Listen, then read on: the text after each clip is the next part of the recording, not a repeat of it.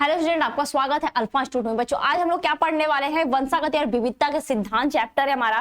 ठीक है, इसमें हम लोग क्या पढ़ेंगे, अति लघु उत्तरीय प्रश्न। ठीक है, या तो इसको बोल सकते हैं बच्चों very short answer type question. क्या बोलते हैं बच्चों, इसको बोल सकते हैं वेरी शॉर्ट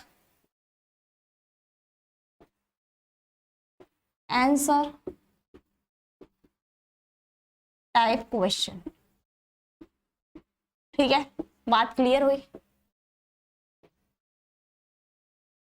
देखो इस चैप्टर के जितने भी इंपॉर्टेंट होंगे इसके अति लघु उत्तरीय प्रश्न, ठीक है, वो क्या करेंगे हम लोग इसी क्लास में सबको पढ़ने वाले हैं। ठीक है बच्चों, इसी क्लास में सबका डिस्कस करेंगे और सबको क्या करेंगे हम लोग पढ़ेंगे। तो सब लोग रेडी हो। और बच्चों एक इन्फॉर्मेशन बता दें, अगर तुम लोग क्लासेस को और भी अच्छे तरीके से पढ़ना चाहते हो, ठीक है, और भी डिटेल में और भी क्लियर के साथ, प्लस डाउट क्लियर होने के साथ, ठीक है, अपना डाउट भी होगा क्लास में क्लियर करना सब कुछ।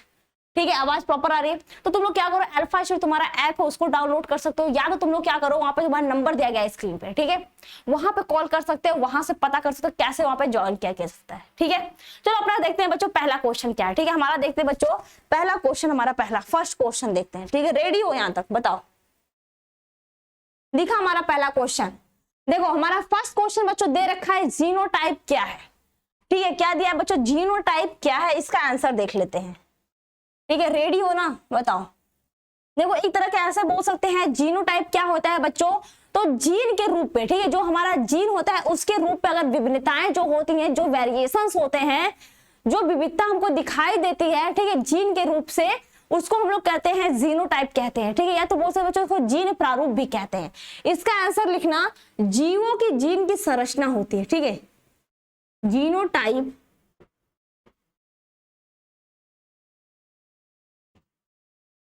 जीवों के जीन की संरचना होती है। ठीक है, क्लियर है बच्चों यहाँ तक। यह क्या होती है जीनोटाइप का मतलब समझ ले बच्चों, ये क्या होती है जीनोटाइप, जीवों के जो जीन की संरचना होती है उसको हम लोग कहते हैं। बात क्लियर है यहाँ तक। ठीक है, अब देखते हैं हमारा अगला प्रश्न क्या है। ठीक है बच्चों, नेक्स्ट क्वेश्चन देख लेते हैं हमारा क्या है।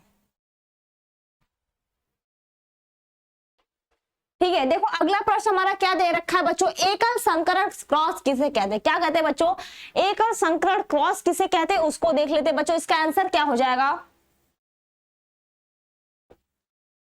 ठीक है, जब दो जीवों का एक आनुवांशिक लक्षण, जब दो जीवों का एक अनुवांशिक लक्षण, ठीक है बच्चों, क्या हो जाएगा, एक अनुवांशिक लक्षण के आधार पर क्रॉस कराया जाता है, आधार पर क्रॉस कराया जाता है,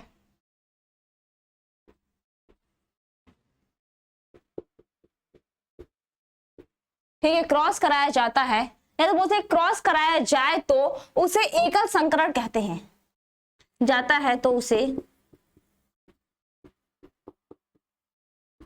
ठीक, उसे क्या बोलते हैं बच्चों, उसके बोलते हैं एकल संकरण क्रॉस।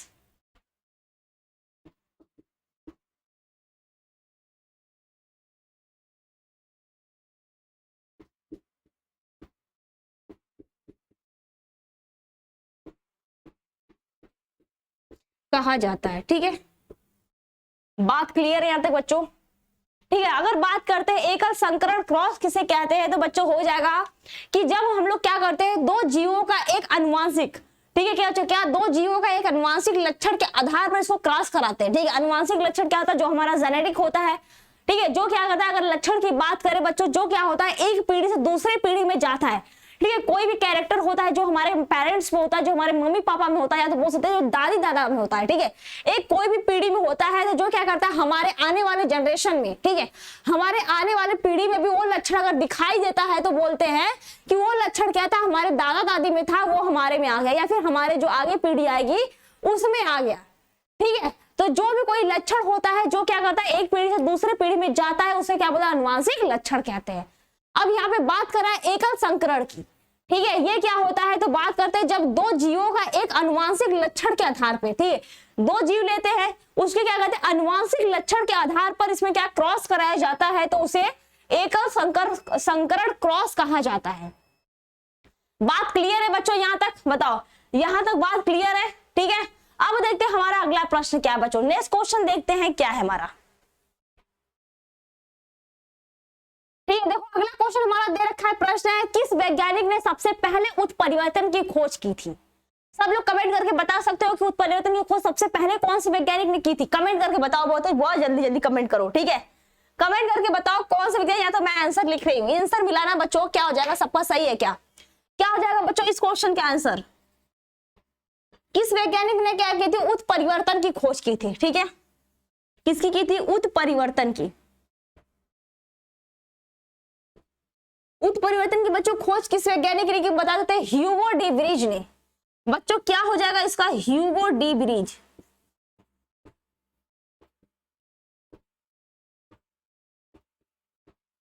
क्लियर है?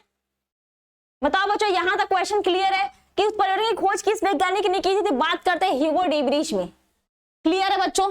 ठीक है, अब देखते हैं हमारा अगला प्रश्न क्या है। ठीक है, नेक्स्ट क्वेश्चन देखते हैं। यहां तक तो क्लियर है सबका ना? बताओ। अब देखो तुम्हारा क्वेश्चन दे रखा है बच्चों, दिया है क्या क्वेश्चन कि किसी एक लिंग सहलंग रोग का नाम लिखिए। ठीक है बच्चों, लिंग सहलंग रोग क्या होता है उसका नाम लिखना है।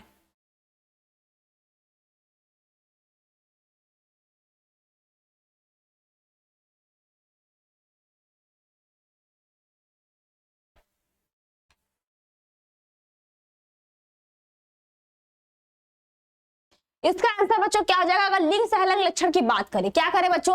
अगर किसी एक लिंग सहलंग लक्षण की बात करें तो क्या हो जाएगा? वर्णांधता हो जाता है। क्या हो जाएगा बच्चों? वर्णांधता। और भी होता है, हीमोफीलिया होता है।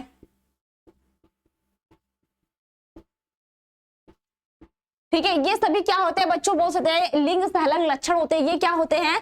लिंग पे प्रेजेंट होते हैं। जो हमारा लिंग क्रोमोसोम होता है, लिंग क्रोमोसोम, उस पे क्या करते हैं? इसके क्या होते हैं? जीन प्रेजेंट होते हैं। ये हमारा क्या होता है? डिजीज होता है, ये रोग होता है। ठीक है, वो भी किस पे बच्चों ये प्रेजेंट होता है? तो जो हमारा एक्स से होता है। ठीक है, इसके जो वर्णांधता या तो हीमोफीलिया के बता सकते हैं, इसके जो जीन प्रेजेंट होते हैं ये एक्स पे प्रेजेंट होते हैं। और बच्चों इसके बोल सकते जो स्त्रियां होती हैं, ठीक है, इस रोग की जो स्त्रियां होती है ये क्या होती है? वाहक होती है। ठीक है, क्या होती है बच्चों? वाहक होती है। मतलब एक पीढ़ी से दूसरे पीढ़ी तक पहुंचाने का जो कार्य करती हैं वो कौन करती है? स्त्रियां करती हैं। ठीक है, ऐसा नहीं कि जो फीमेल होते हैं, अरे जो मेल होते हैं, जो मनुष्य होते हैं, उनके द्वारा एक पीढ़ी से दूसरे पीढ़ी पहुंचता नहीं। ये जो स्त्रियां होती है ये क्या करती है? एक पीढ़ी से दूसरे पीढ़ी में पहुंचाने का जो कार्य करती है, ठीक है, ढोने का कार्य करती है। इस रोग के वाहक का वर्णांधता हो गया, हीमोफीलिया हो गया, तो ये क्या करती है? वाहक क्या होती है? इसकी स्त्रियां होती हैं। ठीक है, क्यों होती है? क्योंकि इसका जो जीन होता है, ठीक है, वर्णांधता या तो हीमोफीलिया का जो जीन होता है वो किससे प्रेजेंट होता है? हमारे एक्स क्रोमोसोम पे प्रेजेंट होता है। बात क्लियर है बच्चों? और बच्चों और भी डिटेल तरीके से पढ़ना चाहते हो और भी डाउट क्लियर करने के साथ पढ़ना चाहते हो बच्चों, या भी सारे नोट्स और पीडीएफ के साथ पढ़ना चाहते हो, तुम लोग अल्फा शो तुम्हारा ऐप है वहां पे ज्वाइन कर सकते हो, या तो तुम्हारे स्क्रीन में तुम्हारा नंबर दिया गया वहां पे भी से भी क्या करो ज्वाइन कर सकते हो। ठीक है, अब देखते हैं हमारा अगला प्रश्न क्या है। ठीक है, नेक्स्ट क्वेश्चन की तरफ चलते ही देखते हैं क्या है। देखो अगला क्वेश्चन बच्चों क्या दे रखा है? जीनोम क्या है। ठीक है, अगला प्रश्न हमारा है जीनोम क्या है, इसका आंसर देख लेते हैं।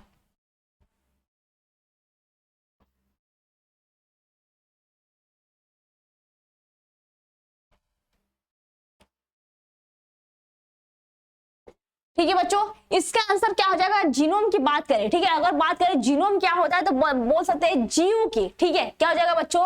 बात करते हैं जीव के कोशिका में पाए जाने वाले, जीव के कोशिका में पाए जाने वाले, ठीक है बच्चों, क्या पाए जाने वाले? पाए जाने वाले संपूर्ण अनुवांशिक पदार्थ,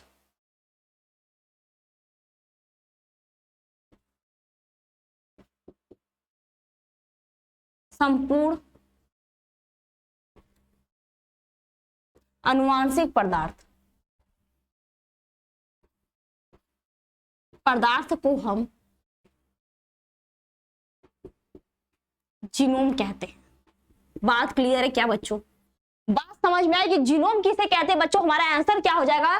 तो बात करते हैं जीव के क्या होता है? कोशिका में पाए जाने वाले, ठीक है, जीव के कोशिका में पाए जाने वाले संपूर्ण अनुवांशिक पदार्थ को हम लोग क्या बोलते हैं, जीनोम कहते हैं। ठीक है, बात क्लियर है यहाँ तक। जीनोम किसे कहते हैं, तो बच्चों बोल सकते हैं कि जो जीव कोशिका होते हैं उसमें संपूर्ण जो अनुवांशिक पदार्थ मतलब जेनेटिक मटेरियल पाया जाता है हमारा, उसी को हम लोग क्या बोलते हैं, जीनोम कहते हैं। ठीक है, यहां तक क्लियर है क्वेश्चन बच्चों। अब देखते हैं हमारा अगला प्रश्न क्या है। ठीक है, नेक्स्ट क्वेश्चन देख लेते हैं बच्चों क्या है। ठीक है, देखो अगला क्वेश्चन हमारा दे रखा है, अनुवांशिकता के नियम का क्या कीजिए, वर्णन कीजिए। बच्चों इसका आंसर देख लेते हैं, अनुवांशिकता का नियम का वर्णन कीजिए। तो इसका आंसर क्या हो जाएगा, लिखेंगे बच्चों अनुवांशिकता का नियम है। क्वेश्चन समझ में आ रहा है बच्चों प्रॉपर, बताओ क्वेश्चन क्लियर है। अनुवांशिकता के नियम का क्या करना है, वर्णन करना है। इसका आंसर देख लेते हैं बच्चों क्या हो जाएगा। तो बोलते हैं अनुवांशिकता का नियम है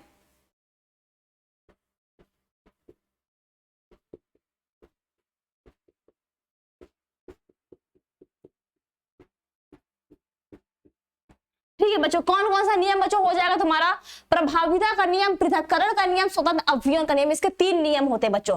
कौन कौन सा हो जाएगा, पहला हो जाएगा प्रभाविता का नियम। बच्चों क्या हो जाएगा, प्रभाविता का नियम। ठीक है, अगर दूसरे की बात करें बच्चों क्या हो जाएगा, स्वतंत्र अवयवन का नियम।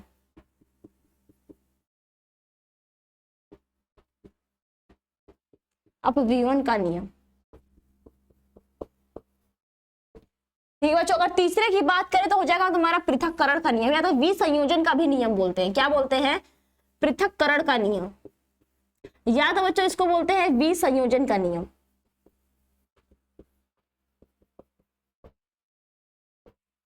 ठीक है, बात क्लियर है क्या बच्चों, बात प्रॉपर क्लियर है क्या हो जाएगा। इसका बोलते हैं प्रभाविता का नियम होता है, स्वतंत्र अवयवन का नियम होता है, पृथक्करण या बोल सकते हैं इसको विसंयोजन का नियम होता है। ये हमारा क्या हो जाएगा, अनुवांशिकता का नियम भी बोलते हैं, या जिसको क्या बोलते हैं, मेंडल का भी नियम बोलते हैं। या तो हमारे क्वेश्चन कभी कभी ऐसे पूछ देगा, मेंडल के नियम को क्या कीजिए, व्याख्या कीजिए। क्लियर है बच्चों, यहां तक के क्वेश्चन बताओ, जहां तक के प्रॉपर क्वेश्चन क्लियर है क्या, बताओ यस या नो, कमेंट करके बताओ क्लियर है एकदम। ठीक है, अब देखते हैं हमारा अगला प्रश्न क्या है बच्चों। नेक्स्ट क्वेश्चन देखते हैं क्या है हमारा। देखो अगला क्वेश्चन हमारा दे रखा है, मानव में अलिंग गुणसूत्र की संख्या क्या होती है। ठीक है, मानव में क्या बोला है, अलिंग जो अलैंगिक गुणसूत्र होते हैं उसकी संख्या क्या होती है बच्चों, उसका आंसर देख लेते हैं। ठीक है, यहां तक क्लियर है सबका।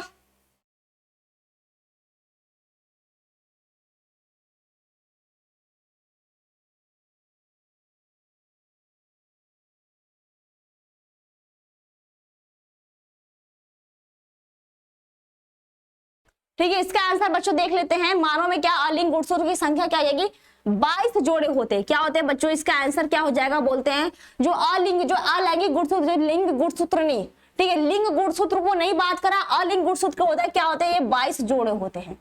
ठीक है, क्या होते हैं बच्चों, 22 जोड़े होते हैं, याद इसको बोलते हैं 44 गुणसूत्र होता है।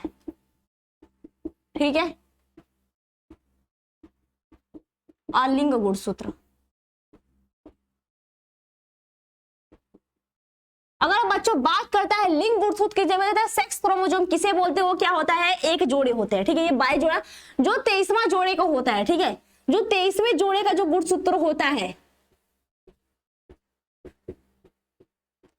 23वें जोड़े का, ठीक है बच्चों 22 जोड़े लिखा है, ध्यान देना दोनों में बहुत डिफरेंट मैंने लिखा है। ये 22 जोड़े मतलब 22 पूरा लिख रहा है, लेकिन ये क्या बोले हैं इसको, 23वें जोड़े का जो गुणसूत्र होता है, मतलब बोल सकते हैं जो तुम्हारा, ठीक है 46 इसमें क्रोमोसोम्स होंगे, जो इसमें 2 मतलब 23वां जोड़ा लिखा है, तो बच्चों बोल सकते हैं ये जो तुम्हारा होता है। ठीक है, जो फीमेल में मतलब एक्स एक्स होता है, ये किस में होता है, फीमेल में होता है। अगर मेल की बात करें बच्चों, मेल की बात करें तो इसमें क्या होता है, एक्स वाई होता है। ये क्या होते हैं बच्चों, सेक्स क्रोमोसोम भी बोलते हैं इसको।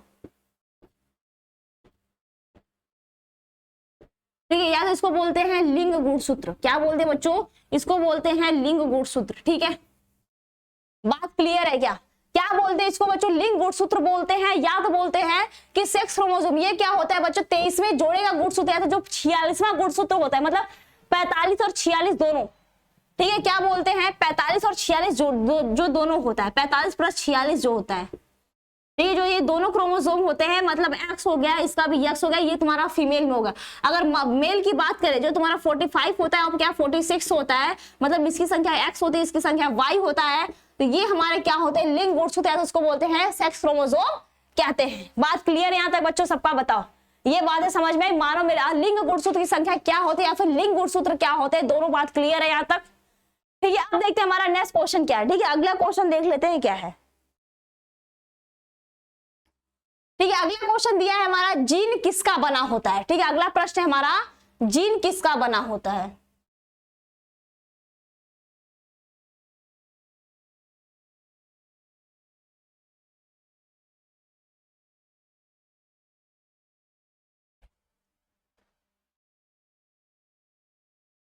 ठीक है, अगला क्वेश्चन हमारा दे रखा है बच्चों, जीन किसका बना होता है, इसका आंसर देख लेते हैं। तो जीन हमारा बच्चों किसका बना होता है, डीएनए का बना होता है। किसका बना होता है बच्चों, जीन। इसका आंसर लिखेंगे तो क्या हो जाएगा, जीन हमारा किसका बना होता है,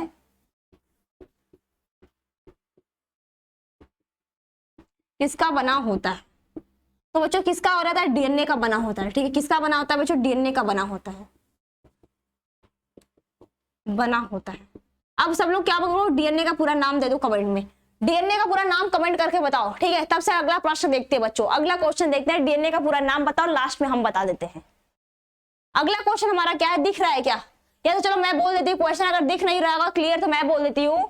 डीएनए फिंगरप्रिंट का एक बिल्कुल पक्का परीक्षण, ठीक है, परीक्षण क्यों कहा जाता है। ठीक है, डीएनए फिंगरप्रिंट को एक पक्का मतलब एक जो पूरे बोल सकते हैं कॉन्फिडेंट, या तो बोल सकते हैं पूरे कंप्लीट, या तो बोल सकते हैं पूरा फाइनल रिजल्ट। ठीक है, कि उसके बाद अब कोई टेस्ट ही ना करना पड़े, कोई परीक्षण ही ना करना पड़े, उसी को हम लोग फाइनल रिजल्ट क्यों देते हैं बताओ।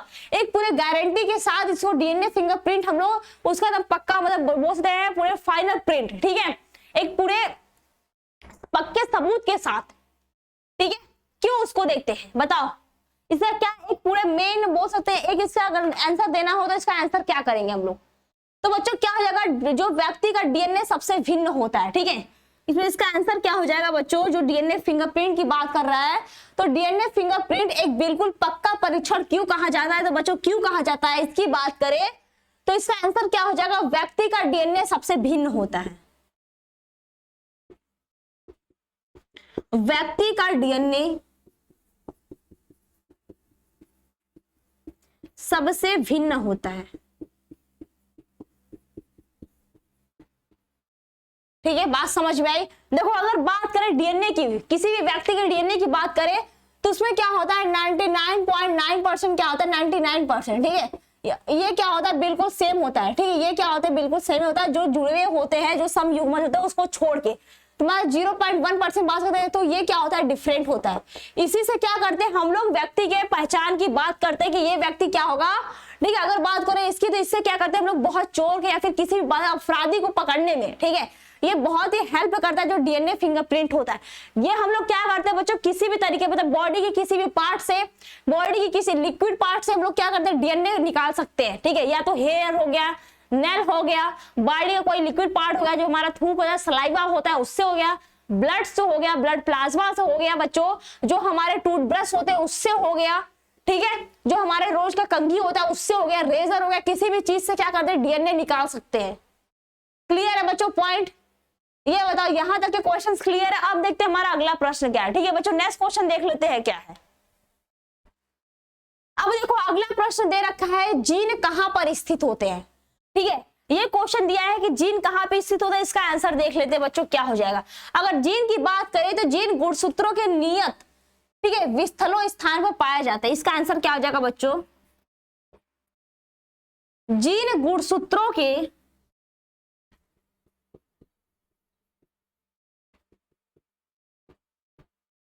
ठीक है क्या हो जाएगा, जीन गुणसूत्रों के नियत विस्थलों या फिर लौकिक स्थानों पर पाए जाते हैं।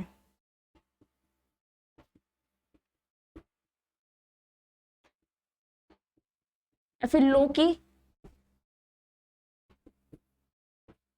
स्थलों पर पाए जाते हैं। ठीक है, बात प्रॉपर है क्या, बात क्लियर है बच्चों, समझ में आया कि जीन कहां पे प्रेजेंट होता है। अगर बात करें जीन की बच्चों तो ये क्या हो जाएगा, जो जीन होते हैं, जो गुणसूत्र होता है, ठीक है, जो जीन होते हैं ये कहां पे गुणसूत्र जो नियत स्थान या फिर लौकिक स्थान स्थलों पे क्या करते हैं प्रेजेंट होते हैं।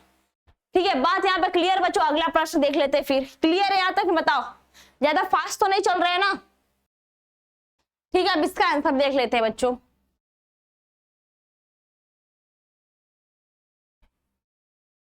देखो इस चैप्टर के जो हमारा चैप्टर है बच्चों, वंशागति एवं विविधता के सिद्धांत जो है, ठीक है, इस चैप्टर के 160 टाइप जितने भी इसके अति लघु उत्तरीय प्रश्न है बच्चों, इससे क्लास में करने वाले हैं। ठीक है, पूरे एकदम अच्छे से क्लियर हो जाएंगे, इससे कहीं से भी क्वेश्चन मतलब आएगा तुम लोग कर सकते हो और अच्छे से पढ़ा देंगे इसको। ठीक है बच्चों, बताओ।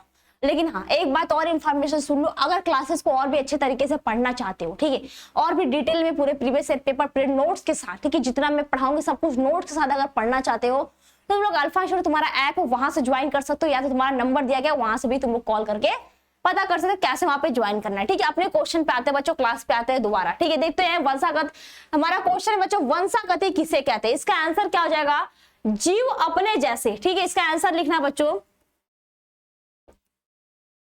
जीव, ठीक है, जीव अपने जैसे जनकों के गुण लक्षण प्राप्त, जनकों के गुण लक्षण, ठीक है, क्या हो जाएगा, गुण लक्षण क्या हो जाएगा, प्राप्त करते हैं इसी प्रकृति को,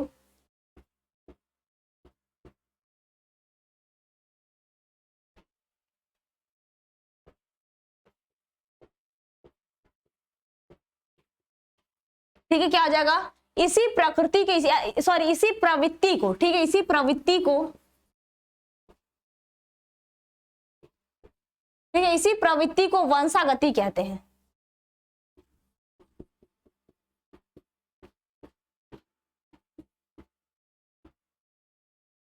ठीक है, बात क्लियर है बच्चों, क्या कहते हैं बताओ। यहां तक क्वेश्चन कंप्लीट है कि क्या हो जाएगा, जो हमारा वंशागति होता है किसे कहते हैं, तो बच्चों जीव अपने जैसे जनकों की जो गुण लक्षण होते हैं वो प्राप्त करते हैं, और इसी जो प्रवृत्ति होती है उसको क्या बोलते हैं हम लोग, वंशागति कहते हैं। क्लियर है क्या क्वेश्चन बच्चों, बताओ। प्रॉपर क्लियर है, कुछ ज्यादा नहीं है, टफ नहीं है, साथ साथ में पढ़ते चलोगे सब क्लियर हो जाएगा। ठीक है, अगला प्रश्न बच्चों देख लेते हैं। ठीक है, नेक्स्ट क्वेश्चन देख लेते हैं क्या है। अब देखो दिया है अनुवांशिकता किसे कहते हैं, वंशागति तो हो गया बच्चों, अब देखते हैं अनुवांशिकता किसे कहते हैं। ठीक है, इसका आंसर देख लेते हैं बच्चों, अनुवांशिकता किसे कहते हैं। तो अनुवांशिक लक्षणों का अध्ययन,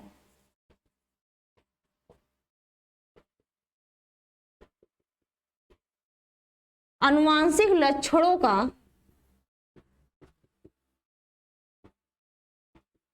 ठीक है, क्या हो जाएगा, अनुवांशिक लक्षणों का अगर अध्ययन को हम लोग क्या बोलते हैं, अनुवांशिकता कहते हैं।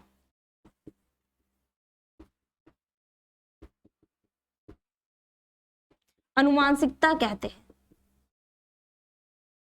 ठीक है, क्लियर है बात बच्चों, क्या बोलते हैं इसको, बात करें तो इसको क्या हो जाएगा कि अनुवांशिक लक्षणों का जो स्टडी होता है, जो जेनेटिक कैरेक्टर का जो स्टडी होता है, ठीक है, उसका जो अध्ययन किया जाता है उसको हम लोग क्या बोलते हैं, अनुवांशिकता कहते हैं। क्लियर है क्या बच्चों, बताओ। यहां तक के क्वेश्चंस क्लियर है क्या। अब देखते हैं हमारा अगला प्रश्न क्या है। ठीक है बच्चों, देखिए अगला प्रश्न, ये बता दो एलील किसे कहते हैं। सब लोग इसका आंसर दे दो, एलील किसे कहते हैं बच्चों, बहुत इजी है, बता दो इसका आंसर। अब देख लो, अच्छा ऐसा देख ही लो इसका आंसर, ठीक है, नहीं बताना है, देख लो इसका आंसर बच्चों क्या है, फिर साथ साथ में पढ़ते चलोगे तो ज्यादा अच्छा रहेगा बच्चों। ठीक है, देखो एलील किसे कहते हैं, लिखेंगे एक ही गुण के विभिन्न,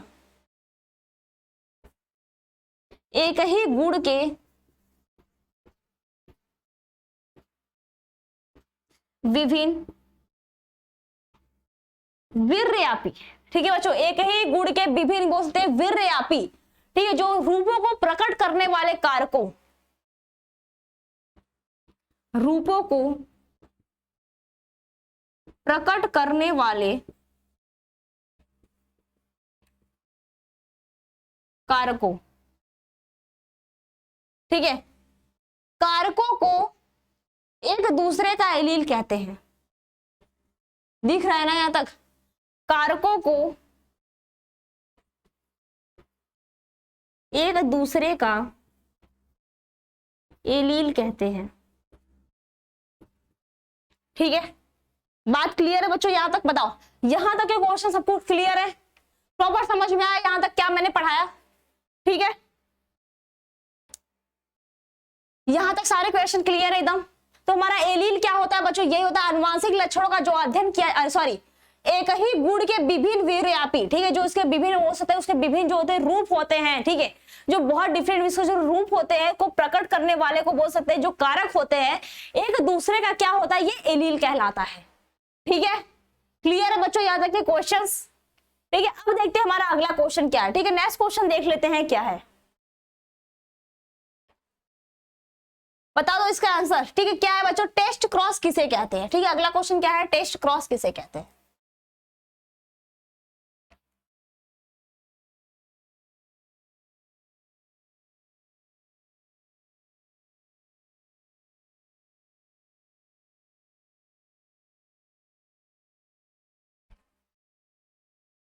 इसका आंसर लिखना बच्चों, टेस्ट क्रॉस किसे कहते हैं।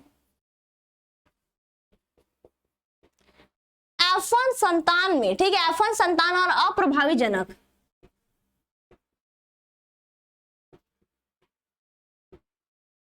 संतान और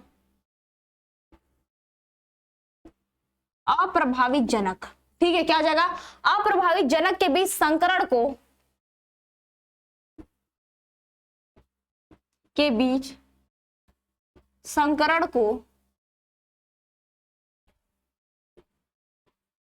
टेस्ट क्रॉस कहते हैं। ठीक है, इसके बाद अगला क्वेश्चन बच्चों देख लेते हैं, अगला और लास्ट क्वेश्चन ये है। ठीक है, अगला है ये लास्ट क्वेश्चन बच्चों, बैक क्रॉस किसे कहते हैं। दोनों क्वेश्चन बहुत इंपॉर्टेंट है, इसको भी साथ ही में देख लेते हैं, फिर दोनों साथ में ही समझ लेते हैं। देखो बैक क्रॉस क्या कहते हैं, इसमें भी वही का थोड़ा सा डिफरेंट हो जाएगा बच्चों, देखो ध्यान में देखो, इसमें क्या होगा, F1 संतान के किसी भी जनक, F1 संतान के किसी भी जनक, ठीक है बच्चों, क्या हो जाएगा, F1 संतान किसी भी जनक के साथ संकरण कराया जाता है, साथ संकरण बैक क्रॉस कहलाता है। ठीक है, बात क्लियर है क्या बच्चों।